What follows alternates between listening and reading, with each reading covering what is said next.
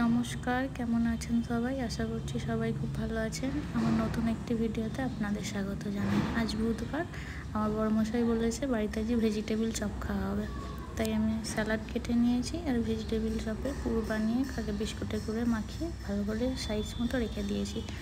বড় আসতে কড়াইতে তেল গরম করে তেলটা গরম হতে এক এক করে ভেজিটেবিলগুলো কড়াইয়ের মধ্যে ছেড়ে দিলাম এবং ফ্লেমটা হাই ছিল দেখিনি, ছাড়ার পরে কিছুক্ষণ রেখেছি আর তারপরে উল্টাতে যাচ্ছি নাকি দেখছি একটা লাল হয়ে গেছে, বেশিই লাল হয়ে গেছে। ঠিক আছে, বিক্রি তো করতে যাবো না, ঘরেই খাবো, কিছু হবে না।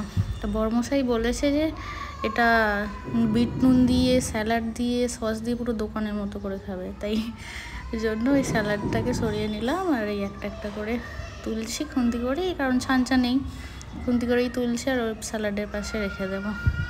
তুলে নিলাম এরপরে সবগুলোই। তারপরে এই যে সস দিচ্ছি, সস দিয়ে এই সস দিয়ে খেতে ভালো লাগে, কিন্তু এই সসটা ভালো না, কিষানের সসটাই ভালো লাগে আমার।